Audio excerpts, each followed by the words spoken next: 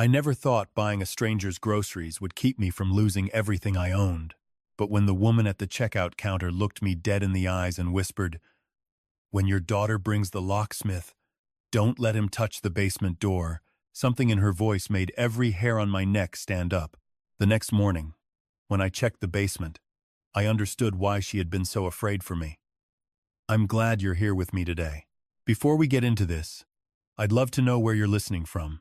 Drop your city or country down in the comments. It helps me know who's out there. And a quick note, this story blends real experiences with creative elements for reflection. Some names and details have been changed, but the lessons about family, trust, and forgiveness are ones I hope stay with you long after the story ends.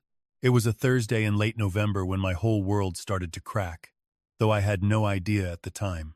The kind of morning where you could see your breath and the frost made the whole property look like something from a painting. I'd been waking up at 5:15 for as long as I could remember. Habit, my wife Helen used to call it. She said I was more reliable than the roosters. She'd been right about most things in our 41 years together. Gone 3 years now, and I still caught myself talking to her chair in the living room. Still set out her reading glasses on the nightstand every evening before bed. The Whitfield place sat on 68 acres of Tennessee hill country just outside a town called Cedar Falls. Not a big spread by farming standards, but it was ours. A stone farmhouse built in 1952, solid as the day it was laid. A red barn that leaned just slightly after the ice storm of '09. 12 acres of apple orchard that Helen planted the year we got married, saying she wanted our children to grow up with the smell of blossoms every spring. We had one child, a daughter, Claire. She was 42 now, living in Nashville with a husband named Derek, who sold commercial insurance and smiled too much for my liking. Claire visited once a month, usually on a Sunday. She'd bring store-bought pie and talk about how the house was too big for me, how the orchard was too much work, how maybe I should think about moving closer to them. Downsizing, she called it. I called it giving up. The property was worth a fair amount. The county assessor had come through last spring and put it somewhere around $800,000. Good land, spring-fed well. The orchard alone brought in decent money every fall. I'd planned to leave it all to Claire someday. That was understood between us, the way things are understood in families without being spoken out loud. This land had been Whitfield land for 4 generations. It would pass to the 5th. That Thursday morning, I finished my coffee on the porch and got to work. The orchard needed attention, late-season pruning, checking the deer fencing along the north side, clearing fallen branches from the November winds. At 67, my knees complained louder than they used to, but I kept moving. That's what mattered on land like this. Not speed, steadiness. By mid-morning, my mind had drifted to Claire's visit last Sunday. She'd seemed anxious, fidgeting with her phone, laughing a beat too late at everything I said. Then, over pie, she'd mentioned that Derek's insurance agency was expanding. They needed capital, she said. An investment, really. Would I consider lending them $30,000? Just until the new clients came through. $30,000. I'd looked at my daughter across that kitchen table. The same table where she'd done her homework as a girl, where Helen had taught her to roll pie crust. Something in her eyes didn't sit right. But I couldn't name it. "I'll write you a check," I'd told her. "Family doesn't charge interest. But $30,000 is a lot of money, sweetheart. You sure about this?" She'd hugged me so tight I could feel her trembling. "Thank you, Daddy. You have no idea what this means." Now, 4 days later, I wondered if I should have asked more questions. But I'd raised Claire, to be honest, to come to me when she needed help. A father has to trust his daughter. That afternoon, I made my weekly trip into Cedar Falls for groceries. The drive took 20 minutes along Route 29, winding through hills covered in bare oaks and the occasional stubborn maple still clinging to its last red leaves. Cedar Falls was the kind of town where the cashier at the hardware store knew your late wife's maiden name. Population 3,100. One traffic light. A diner called Mabel's that served the best biscuits and gravy in Humphreys County. The Save More sat at the end of Main Street, a small grocery store that had somehow survived the Walmart 2 towns over. I grabbed a cart and went through my usual routine. Milk, bread, ground beef, Coffee. The heart medication doctor. Pruitt had me on for 2 years now. Simple list. Simple life. At the checkout, there was a woman ahead of me. Maybe mid-60s. Thin. Wearing a coat that had been mended more than once. Her gray hair was pulled into a loose bun, and her hands shook slightly as she placed items on the belt. Not much bread, canned soup, a small bag of rice, and a bottle of blood pressure pills from the pharmacy counter. The cashier, a teenager named Kyle, scanned everything. "That's $43.17, he said. The woman opened a worn cloth purse and counted bills. Coins clinked on the counter. She counted again, slower, her lips moving. Then she looked up at Kyle with an expression I recognized. I'd seen it on Helen's face once. Years ago, when money was tight and pride was all we had left. "I'm $11 short," she said quietly. "Can you take the rice off?" I stepped forward before I could think about it. "I'd like to cover that," I said, pulling out my wallet, "and add my things to the same bill." She turned to look at me.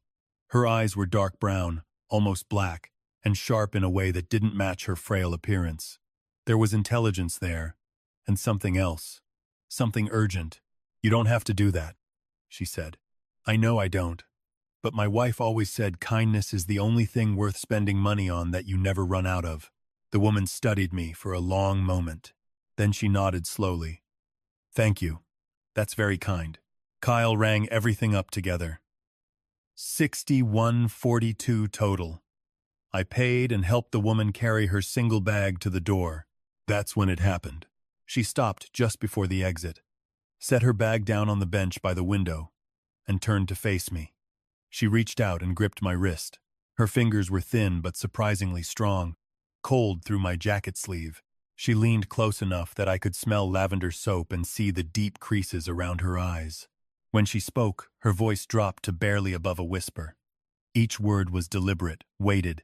"When your daughter brings the locksmith next week," she said, "don't let him touch the basement door. No matter what she tells you, promise me." I blinked. "Excuse me?" Her grip tightened. "The basement door stays locked. Swear it." The intensity in her gaze made something twist in my gut. This wasn't confusion. This wasn't some random stranger making conversation. This woman was specific. She knew about Claire. She knew about my basement. And she knew something was coming.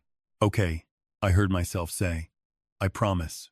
She held my eyes for another second, then released my wrist, picked up her grocery bag, and walked out the door.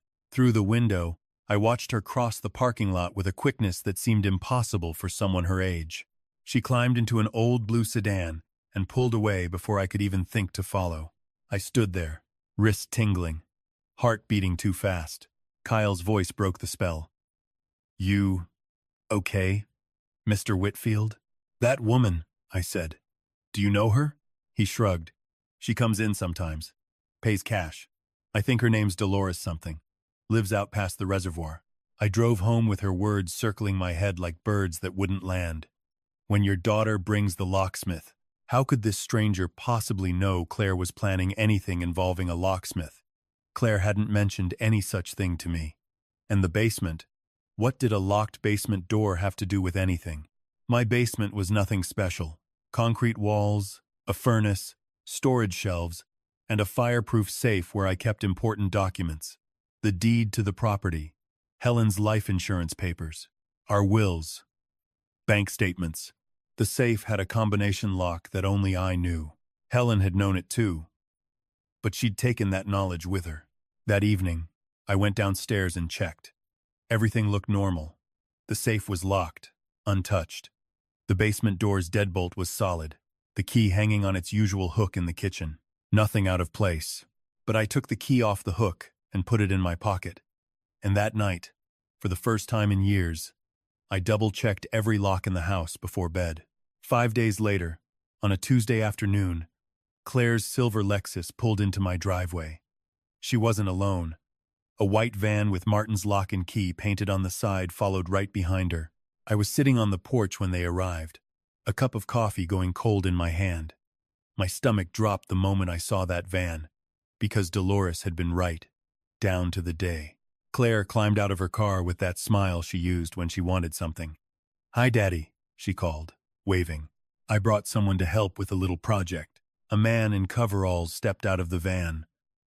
Mid-40s, stocky, carrying a toolbox. He nodded at me, but didn't offer a name. "What project?" I asked, keeping my voice casual. Claire came up the steps and kissed my cheek. "Remember how you said the basement door sticks? I found a guy who can fix it and rekey all the locks while he's at it. Early Christmas present." "I never said the basement door sticks." Something flickered across her face, just for a fraction of a second. "Sure you did, Daddy. Last month, you said the deadbolt was getting hard to turn." I looked at her steadily. "The deadbolt works fine. I oiled it myself 2 weeks ago." The locksmith shifted his weight, clearly uncomfortable. Claire's smile held, but her eyes had changed. There was calculation behind them, the same look I'd seen on a fox studying a henhouse. "Well," she said lightly, "it wouldn't hurt to have the locks updated anyway. Some of these are 30 years old." I stood up slowly. "Claire, I appreciate you thinking of me, but I don't need new locks, and I especially don't need anyone working on the basement door." "Daddy, that's ridiculous. It's just, the basement door stays as it is." The words came out harder than I intended. Claire stared at me. The locksmith took a step back toward his van. "Fine," Claire said. Her voice had gone flat. "I was just trying to help." She turned to the locksmith, said something I couldn't hear, and he got back in his van and drove away. Claire lingered by her car, arms crossed. "I don't understand you sometimes," she said. "I'm trying to make your life easier, and you act like I'm the enemy." "You're not my enemy, sweetheart. I just don't need new locks." She left without the usual hug, drove off fast enough to throw gravel. I watched her taillights disappear around the bend and felt something heavy settle in my chest. That night, I couldn't sleep. I kept thinking about Dolores, about the precision of her warning.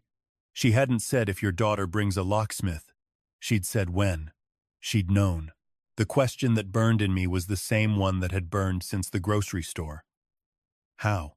The next morning, I called a locksmith of my own. Not the one Claire had brought, but Ray Jessup, a man I'd known for 20 years. I asked him a strange question. If someone rekeyed a deadbolt on a door, could they make a copy of the new key, without the homeowner knowing? "Of course," Ray said. "Whoever orders the rekey gets a full set of keys. If your daughter arranged the job, she'd get copies of every new key in your house. That's standard." My blood went cold. She wasn't trying to fix my locks. She was trying to get keys to my basement, to my safe. I thanked Ray, hung up, and sat at the kitchen table staring at the wall for a very long time. That week, I started paying attention in ways I hadn't before. I pulled my bank statements, something I'd been lazy about since Helen died. What I found made me sick. The $30,000 check I'd written Claire had cleared the same day she deposited it. But it hadn't gone to Derek's insurance agency. The funds were transferred to an account I didn't recognize. I called the bank and asked them to trace it. 3 days later, they called back. The money had gone to a company called Volunteer Title and Escrow in Nashville, a title company, the kind you use when you're buying or selling property. I drove to Nashville the next morning. Volunteer Title and Escrow operated out of a glass front office near the courthouse. A receptionist led me to a woman named Sandra Cho, a transaction coordinator with kind eyes and a firm handshake.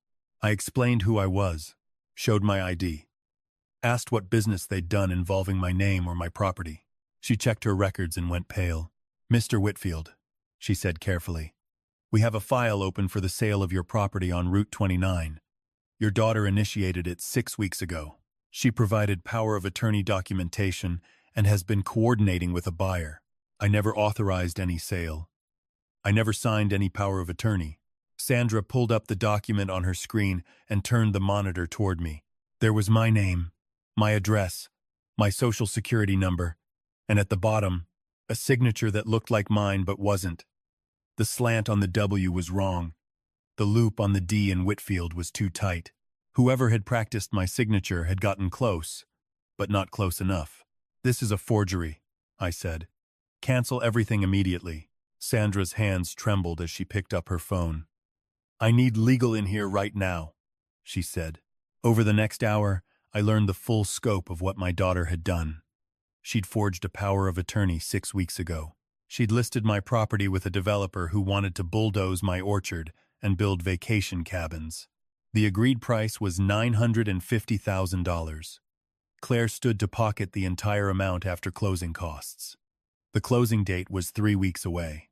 If I hadn't been warned, if that locksmith had rekeyed my basement, if Claire had gotten into my safe and swapped documents, I'd have lost everything without knowing it until the bulldozers arrived. I drove home with a folder full of evidence and hands that wouldn't stop shaking. Not from fear, from a rage so deep it felt like grief. That evening, I called Claire. She answered on the second ring, bright and casual. Hi, Daddy. What's up? I need you to come to the house tomorrow. We need to talk about something important. Everything okay? Just come tomorrow. 10 o'clock. She arrived at 10 sharp, wearing a new coat I hadn't seen before. Expensive. She sat across from me at the kitchen table, the same table where she'd eaten cereal as a child, where Helen and I had helped her with college applications, where I'd written her that $30,000 check. I slid the forged power of attorney across the table. The color drained from her face. Where did you? Volunteer title and escrow. I went there yesterday. Silence. Then her jaw tightened, and I watched my daughter transform into someone I didn't recognize. You don't understand the situation, she said. Then explain it. Derek lost everything. She spoke fast, desperate. The agency failed. He owes people money. Dangerous people. We're about to lose our house, our cars. I couldn't come to you because you'd never approve of what Derek did. I was trying to fix it without dragging you into the mess. So you steal from me instead. It's not stealing. Her voice rose. This property is going to be mine eventually anyway. I'm just accelerating the timeline. The words hit me exactly the way Brandon's similar words must have hit Joseph Crawford in that other story, in some other kitchen, in some other state. The entitlement. The casual dismissal of a lifetime of work. It's mine, I said quietly. Your mother and I built this place with our hands. Every tree in that orchard, every stone in this house. And you wanted to sell it to a developer who'd pave it over for vacation cabins. I was trying to save my family, she shouted, by destroying mine. She stood so fast the chair fell backwards. You're selfish, she said, her voice shaking. You sit out here alone on this land like some kind of hermit, and your own daughter is drowning, and you won't even help. I gave you $30,000 last week. Money you lied about needing for Derek's business. That wasn't enough. How much do you owe? She wouldn't look at me. $240,000. The number hung in the air between us. I closed my eyes. Helen, I thought. What happened to our girl? Claire grabbed her coat. Fine. Keep your precious farm. See how it keeps you warm when you're 80 and alone. She slammed the door hard enough to knock Helen's anniversary photo off the wall. I picked up the frame. The glass had cracked right down the middle, splitting Helen's smile in two. I held it against my chest and wept for the first time since her funeral. If you've made it this far, I need to know you're with me. Drop the number 15 inches the comments below. Just that number. It tells me you're still here and you're ready for what comes next. I appreciate every single one of you. The weeks that followed were the darkest of my life. I filed a police report with Sheriff Brenda Mays, a woman I'd known since she was a patrol deputy. The charges were serious: forgery, fraud, attempted theft. Claire could face prison time. Filing that report felt like amputating my own hand. But Claire wasn't finished with me. Derek was. It started with small things. A flat tire on my truck that turned out to be slashed.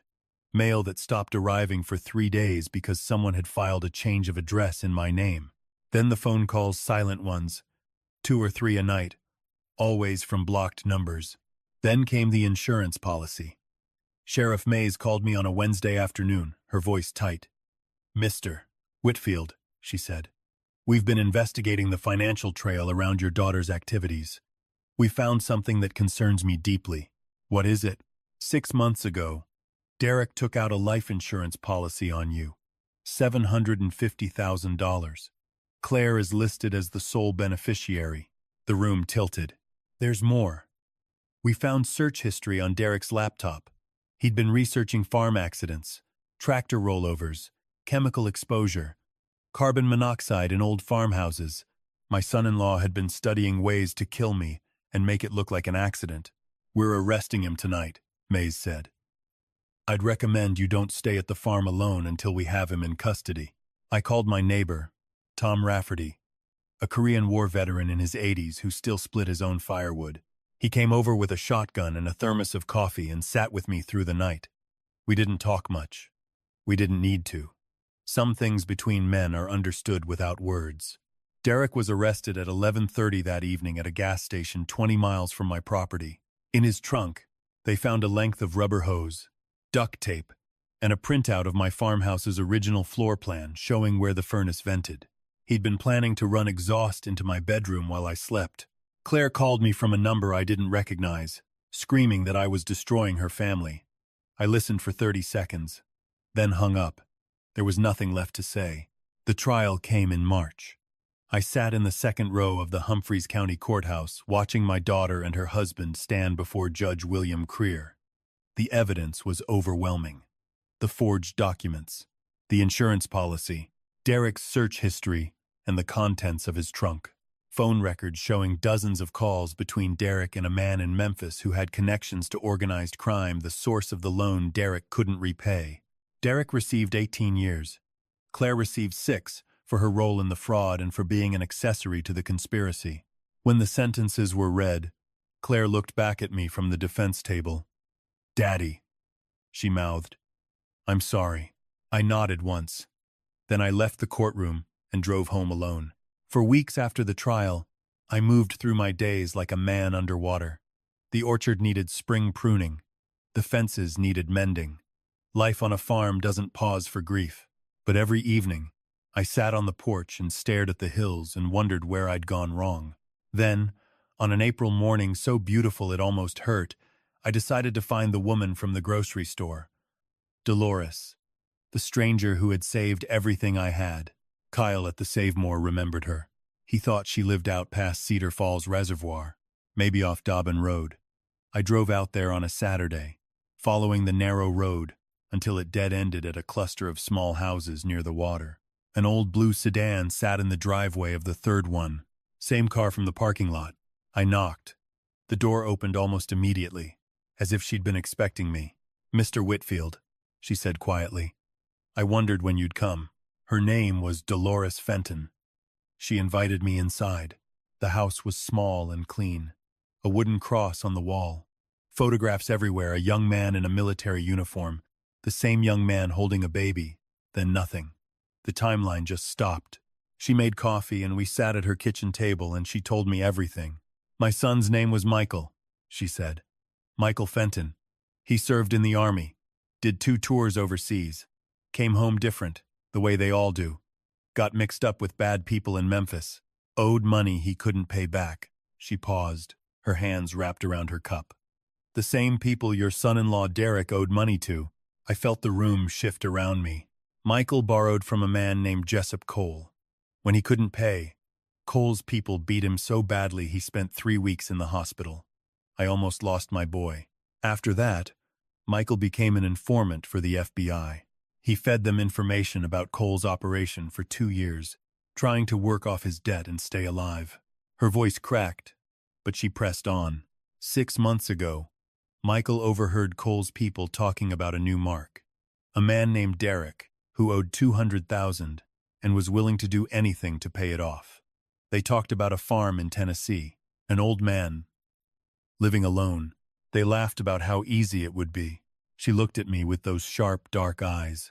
Michael called me that night, terrified. He said they were going to help Derek kill a farmer and take his property. He gave me the details, your name, your daughter's plan with the locksmith, the timeline. He begged me to warn you, but he couldn't do it himself. If Cole found out Michael had talked, they'd kill him. "So you came to the grocery store," I said. She nodded. "I watched you for a week first. Followed you to town, learned your routine. I needed to find the right moment to tell you without anyone seeing." "What happened to Michael?" Her face crumpled. The FBI moved on Cole's organization 3 weeks ago. Arrested everyone. But Michael, she pressed a hand to her mouth. Michael was found in his apartment the night before the raid. They said it was an overdose. The agents told me it might have been staged. They're still investigating. The silence in that small kitchen was absolute. Your son saved my life, I said. And it cost him his, she whispered. I reached across the table and took her hands. They were trembling. I drove home that afternoon with tears blurring the road. A young man I'd never met had heard about a plot against a stranger and had been brave enough to act, knowing it could cost him everything. And it had. In the weeks that followed, I visited Dolores every Sunday. I brought groceries. She brought me jars of honey from a neighbor's bees. We talked about Michael and Helen, about the children we'd raised and the different ways we'd lost them. She told me Michael had dreamed of buying land someday, starting fresh, growing something honest. By summer, I'd made my decision. I hired a lawyer and updated my will. The Whitfield farm would become the Michael Fenton Veterans Homestead, a working farm where veterans struggling with addiction and reintegration could live and heal through honest work. The orchard Helen planted would feed them. The land I'd protected would give them what Michael never got. A second chance. Dolores cried when I told her. I sat beside her on her porch, both of us looking out at the reservoir glinting in the June sun, and I let her cry as long as she needed. I also fixed up the cottage behind the barn, the one Helen had always wanted to turn into a guest house. I invited Dolores to move in. She resisted at first, but I told her the truth. I was tired of being alone, and I suspected she was too. She moved in on the first day of July, carrying 2 suitcases and a framed photo of Michael in his uniform. I visited Claire once at the women's facility in Memphis. She looked smaller than I remembered, the orange jumpsuit hanging loose on her frame. I forgive you, I told her. That doesn't mean I forget, but I won't carry the anger anymore. It's too heavy, and I'm too old. She cried. I held her hand through the glass and told her about the veterans' homestead, about Dolores, about the orchard blooming bigger than ever that spring. Use this time, I said. Figure out who you are without Derek telling you what to want. The door's not closed, Claire. It's just not wide open anymore. You'll have to earn your way back through it. I haven't been back since. Maybe I will. Maybe next year. These days, the farm is busier than it's been in decades. Tom Rafferty comes by every morning for coffee. Dolores tends a vegetable garden that would make Helen proud. The first 3 veterans arrived in September. Quiet men with haunted eyes who didn't know what to do with kindness at first. Now they're pruning apple trees and mending fences and slowly remembering that the world has room for them. Last Sunday evening, Dolores and I sat on the porch watching the sun go down over the orchard. The trees were heavy with fruit, branches bending toward the earth like arms reaching for something they'd almost lost. She looked over at me and smiled. Do you ever wonder what would have happened if you hadn't bought my groceries that day? I laughed. Every single day. She was quiet for a moment. Then, Michael would have liked this place. He'd have loved it, I said. And I meant it, with every beat of my stubborn old heart. If you're listening to this story, there are 3 things I want you to carry with you. First, talk to your family before silence turns into secrets, and secrets turn into crimes. Claire owed $240,000, but she never once asked me for the truth. Pride built a wall that nearly got me killed. Second, forgiveness is not a gift you give someone else. It's a weight you set down so your own back doesn't break. I forgave Claire not because she earned it, but because I couldn't carry the hatred and still walk upright. Third, kindness is never wasted. I spent $11 on a stranger's groceries, and that stranger's son had already saved my life. You never know which small act of goodness is connected to something so much bigger than you can see. If this story moved you, leave a comment sharing your thoughts. Hit the like button and subscribe to the channel so we can keep bringing you stories that matter. Your support helps us reach more people who need to hear these kinds of messages. Thank you for staying with me all the way to the end. Thank you for listening to an old man's painful journey towards something that looks a whole lot like peace. One more thing, the stories on this channel contain fictional elements crafted for educational and reflective purposes. If this type of content isn't for you, feel free to explore other videos. No hard feelings. We respect your choice. God bless you all.